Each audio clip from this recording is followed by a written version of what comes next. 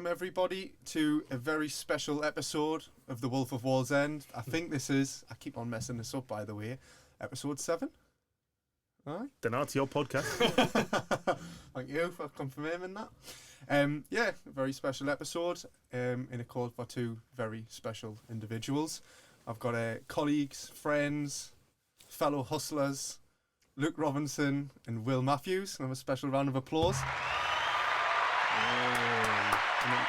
Right, introduce yourself, lads.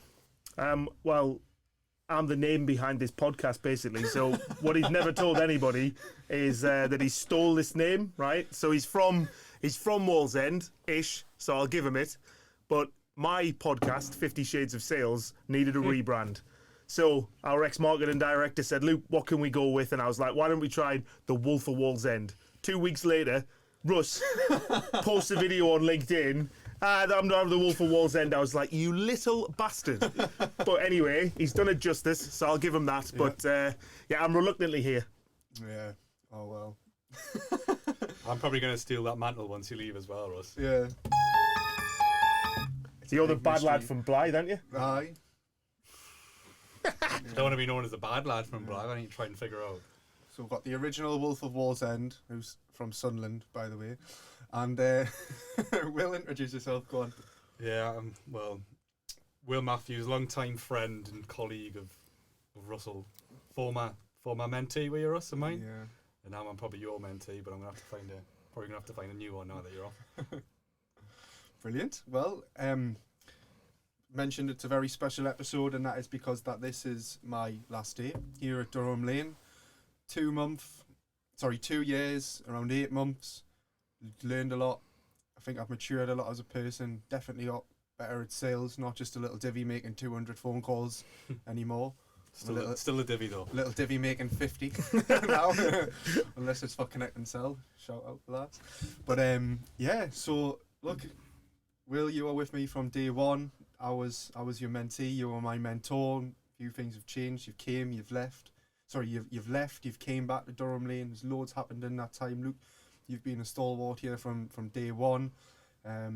Always there to help. Anything I've needed. Training, grow meeting planners, value-based negotiation. The list could go on. Spin, selling, pick, everything. Therapy. Yeah, aye.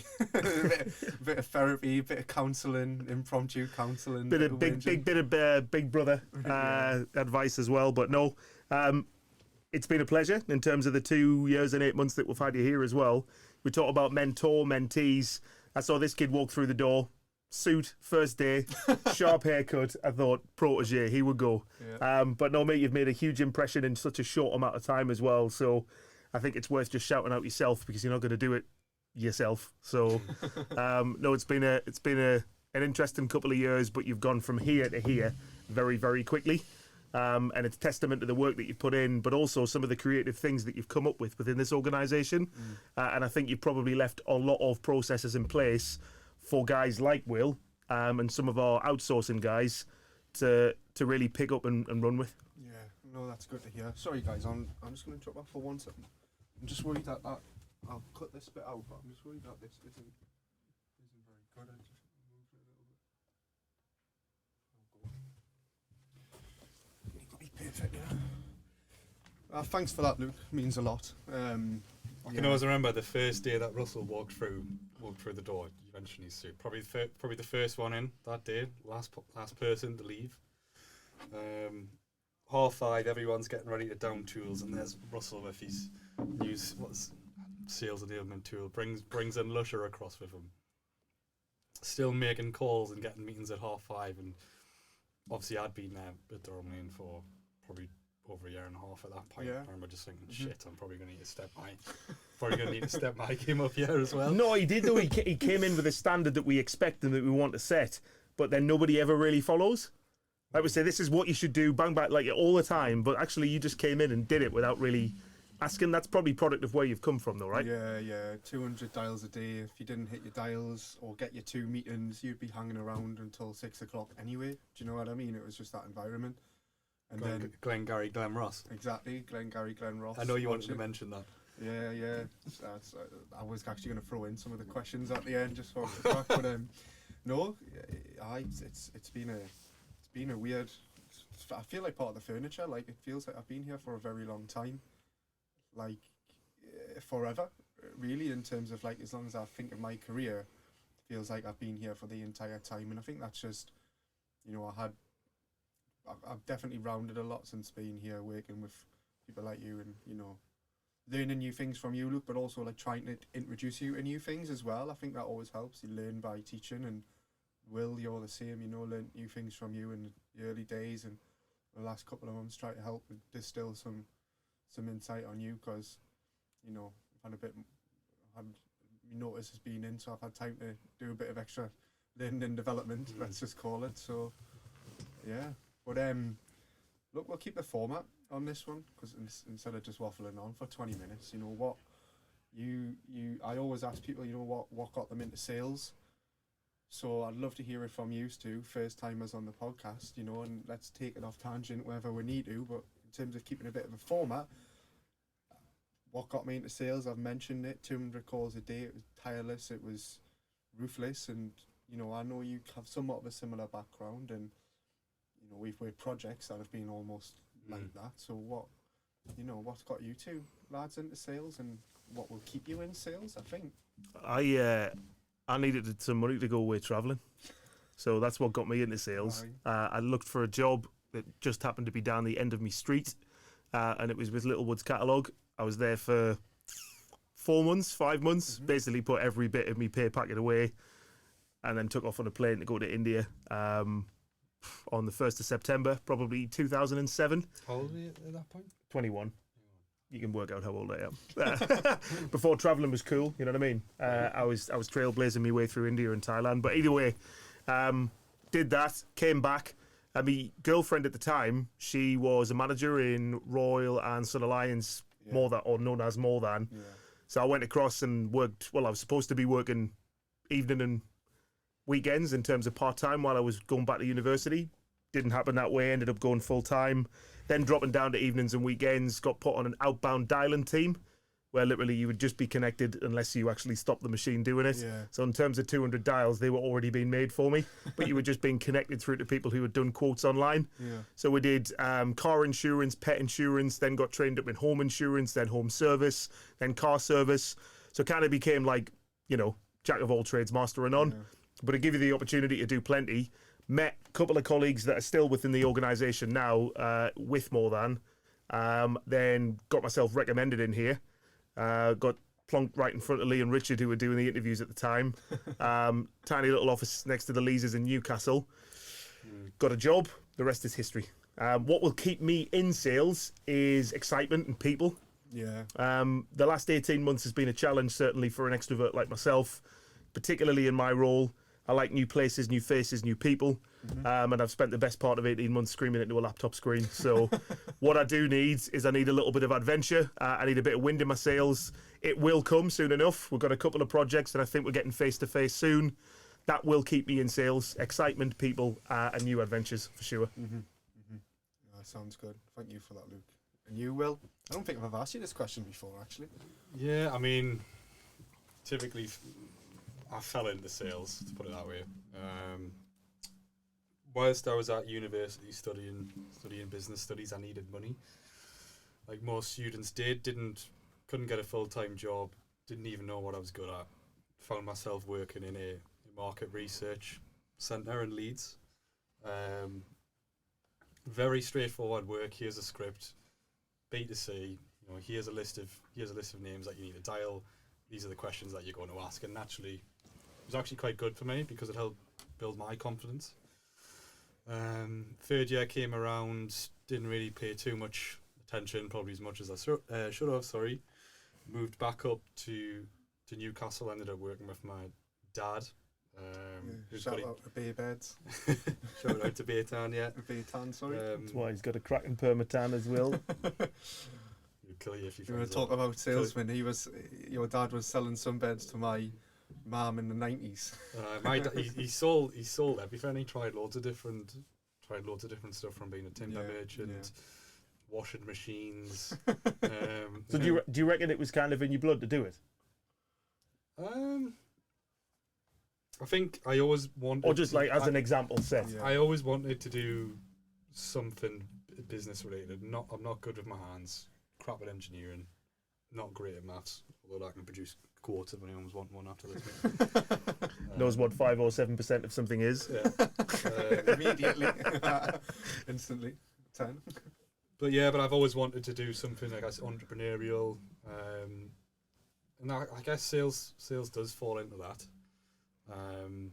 And I think it got to the point where my dad was sick of me working with him. Yeah. So seen an advertisement online called You watch your leg tapping on the mic. business development executive. Didn't know that was anything to do with sales. Sounds cool. Yeah, but it was the opportunity to work with loads of different clients, get some different exposure. And when I came to Durhamlane and I had my interview, it was probably pretty informal compared to what it was like with yours, Luke, with Lee and Richard, sorry, and got offered the job on me spot once I left. Before I left, sorry, I remember walking out the door, coming past Branson with a big smile on my face, and Callum, who's a really good friend, he's no longer with Durhamlane. Remember saying there was this kid, he looked about 18 years old, lanky as out, just with a big smile on his face, walking past the office, finding out that he got his first job. So yeah, being a bit of I'm a boomerang at Durhamlane. I've worked away for a couple of months, an opportunity to come back on the new business team, and I think the reason why I am still in sales is it's the experience of not only doing the SDR piece, but now doing the end-to-end bit as well. And I love the direction that Durhamlane is heading in, and the new types of customers and contacts which I'm being exposed to, I think will really benefit me in the long run. You learn everything. You learn so much. From talking to marketing leaders about their go-to-market strategy from that demand gen perspective, sales leaders from that lead development perspective, the CEOs who may, for a lack of a better phrase, not really give a shit about demand, where it comes from, leads, how it happens. They just want that bottom line revenue, and you kind of get a flavour for all of these different people's ways of thinking, mindsets, but goals as well, and it just makes you an absolute killer. Yeah. Honestly, like it does. And may I say, when he says a great opportunity came up at Durhamlane, what he meant to say was I persuaded him to come back. So He's made a really good point there, where he's like, sales, you can kind of put it alongside sort of an entrepreneurial spirit and spark, because it's up to you really as to how successful that you are. Just like any particular entrepreneur, they have to find the right thing. They have to put in the right amount of effort. They have to know where the customers actually exist. So I've never really thought of it like that. It is quite interesting to think that, because I wouldn't say that I'm entrepreneurial, right? But actually, when you think about it, it is completely up to yourself how successful you can or will be. Yeah. So I think, that's really interesting there. Yeah, a good chat on that. So I'm just thinking of like random questions to throw out there, right? That'll give this a bit of a different flavour with it being the final one. Do I sound okay? Am I coming up okay? Yeah, on yeah. This one, guys. Yeah. Just worried about this microphone. Sound a bit Geordie-like, but... Yeah, it's the last one. I've got nothing to prove. Hello. Alright, lads. No, so this question, random one, right? What is the stupidest thing that you've seen me do in my tenure at Durhamlane? I'm gonna caveat this by saying the two best things that I've seen you two do. And there's no theme. You've pre-planned this, haven't you? I haven't. Honestly, I've just come up with this stuff on the spot. Thing I've seen you do. Yeah, there's a lot to pick from, right? But I think my favourite moment for you, Luke, I knew that we were kindred spirits, was the Christmas party. I think it was 2019. I think it was my first Christmas party, maybe. Be careful, heroes. Don't talk about it. But no, it was when we were on the bus. We got a 60-seater. Something, that's how many people we had at the time. Durhamlane, we filled it, and I sorted that one out through a friend of mine, someone I trained kickboxing with, and lo and behold, there was a microphone at the front of the coach. Oh, is this? And then Luke continued to be the microphone controller for the whole coach journey up to Newcastle from the offices, and I don't think I've ever laughed so much. Yeah, think you were coming out think camp tour bus operator, spotting the sights. I went a little too far and went in on a couple of people that I probably shouldn't have, but so what? It's a Christmas party, isn't it? No one's safe. Not even the board. Well, this is the thing, right? And no one is safe. And this is like, try and get this point across so much with people is just be genuine all the time. Yeah. Like, if my MO is to take the piss out of you straight away, even if you've got chairman, director, you're a Ned, I don't care, right? If you've got a shirt that looks like it's cheesecloth, you're getting the piss taken out of you. Like, it's the environment that I've grown up in, but I would encourage everybody just continually be themselves, but there's a fine line, right? There's a fine line, isn't there? Yeah. And we've seen too many people cross it when it comes to work events, that sort of thing. But yeah, I think just that little bit, it's probably now going to be a Christmas tradition, isn't it? Yeah, I hope so. Too much pressure. It's pressure for content. I would hope so. We've had that many hires, I don't know anything about anybody anymore. Anyway, and Will, I think yours, I'll blow a bit of smoke up your arse here, right? I think yours has probably been the last couple of weeks. You came back, you've boomeranged back into Durham Lane, you weren't sure you wanted to do that. Full 360 sales, you didn't know the world, but you never saw Durham Lane services, but you knew Durham Lane. And it's not got the fattest pipe out of anyone. So after watching you come back, flip that on its head. It's an inside joke there. You'll never know. No, I think people might be able to work that out. Look, you've came back Durham Lane. You've absolutely smashed it. Hit the ground running. You know, you've sat, you've absorbed, you've taken things in. You haven't spoken out, got too cocky, got too confident because you've been, essentially been in a sense headhunted to come back to Durham Lane. You've not let that get to you, and now we're sat you booking trips to London to meet prospects in face to face, which took me and I imagine most people years to get into that confidence, into that swing of setting those face to faces up, to go through an RFP process in person, and you've just absolutely smashed it. You're doing really well, so I'm dead happy, dead proud of you, mate. Cheers, man. Now go on and now rip into me. I've learned from the best. No, it's like you talked about the trips down to London. I remember some of the feedback that I was getting. You were like, just wandering around this event. I have no idea what I'm doing. Like, I can't even think about how I'm supposed to sell Durham Lane. Just totally panicking and winging it through an event. You also went away, was it to Ireland as well with James? Yeah, I went to Sastock. And obviously James is, different gravy in terms of I will just talk to anybody. You're my best friend, and you're sitting there like, yeah, get over with. But I think you've totally sort of you mentioned the progress that you've made as a person as well within Durham Lane. I remember coaching some of your calls, the first ones that you were having. Russ has got a real tendency to complicate things that shouldn't be. So I remember there's one particular part of your call where you actually said to a prospect, let me satisfy your curiosity. Right, and I just Still thought, use that. I just said to him, listen, just say, actually, let me make this make sense, right? Which is 10 tons of irony considering, but yeah, let me satisfy your curiosity. And an absolute wordsmith, but you've actually been able to now say the right things at the right time within calls. But it has been like a whirlwind in terms of, I think you just wanted to say everything. You wanted to do everything. You wanted to take part in everything. But that's credit to you, right? So now we have the more accomplished salesperson, but he's leaving us. So, yeah. The best version of Russell Retton's just walked out the door. Well, we'll be having a couple of beers first before I walk anywhere. But yeah, come on then, what's some daft stuff? Let's have a laugh at my expense. What's some stupid stuff that you've seen me do in this role? I think you've just touched on that one there. That's probably one of the pinnacles. He's dumbing it down massively because it was way more than whet your curiosity or whatever it was. Satisfy your curiosity. It was something like that. But do you know what I've always found that he says a lot as well? Gravitas. I've just started. You just started saying it the other week, mate, and I didn't tell you, but I was just really laughing inside. Just I think it was gravitas 3 times in one sentence. I think that might be my fault, Not talking to a prospect though. Because I've always talked about that any good speaker or great speaker should absolutely ooze gravitas, right? But if you think about the first time that you went into a business role and thought, nah, I'll never be saying any of those words, right? Now I'm saying oozed gravitas, right?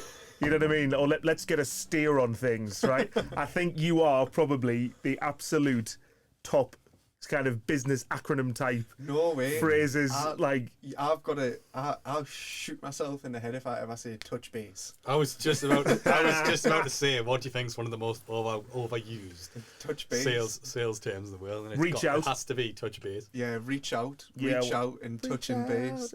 Touch and base, but then when it was like, let's get a steer on things, it's like, let's get a handle on things, or let's get the right direction. And I heard it and I was like, oh my goodness. But then I've used it. Yeah. You find yourself using it because, superlatives. They just keep coming. But I think, that's been some of the most entertaining parts outside of the business. Probably can't really talk about those. But what I love about it is just, your youthful exuberance, but how old ahead of your time that you are. So you've got a really experienced head on some very young shoulders. Yeah. And sometimes I watch him have a conversation, and you're maybe 10 years, my junior, maybe? Or 26. 26, yeah, so just about. And I look at Russ and think, you're way more mature than I am. He's 34, by the way. 35. But I'm a bit like Peter Pan, but no, it's always been great to watch. I always think, how has he got his head screwed on that much? It's from working with people like you. Yeah. Okay. What is a bad example? What not to do? Yeah. No, total opposite. But look, I've got my final ever new business call in 2 minutes. Sorry if you're watching this, I might be a bit late. But no, look, I'm having a blast here. I'd love to drag this out.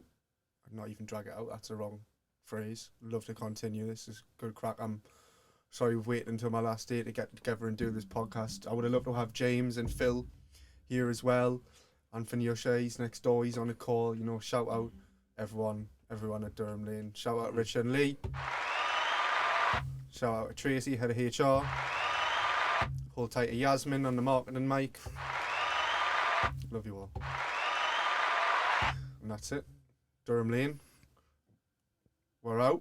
See you goodbyes, guys. We'll definitely touch base soon. Yeah, let's get a steer on a couple of days later. Yeah, okay. Well, we'll what was the other one? No, I think you should give us an outro. You should give us a mic drop exit.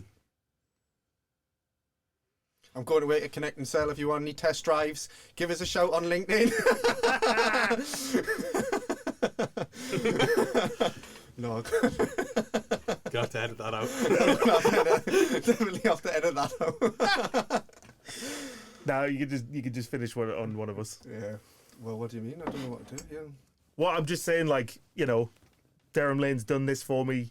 Yes, I'm leaving, but I don't know, something like that. I'm not even going to edit this out, because it's all good content. No, Durham Lane, you lads, I owe you the world. Honestly, I wouldn't be having exciting opportunities like this if I wasn't learning good and bad from everyone around me. I'll be an absolute little divvy, I think, if I came to Durham Lane, or a little bit more of a divvy. A divvy, if you don't know, is just an idiot. Yeah, it's Geordie for idiot, or dafty as well as another Geordie word for idiot. But no, it's been an absolute pleasure. Honestly, it's really bittersweet. I don't want to get emotional. I'm excited for the new role, but I'm someone who finds it hard to get excited for things because I don't like walking away from things and change. But there is no mic drop moment. I think we'll stay in touch. Go for a pint in a couple of weeks and. Yeah. Dry your eyes, mate. Look, it's a pleasure, everyone. Thank you for listening. The Wolf of Wallsend is out.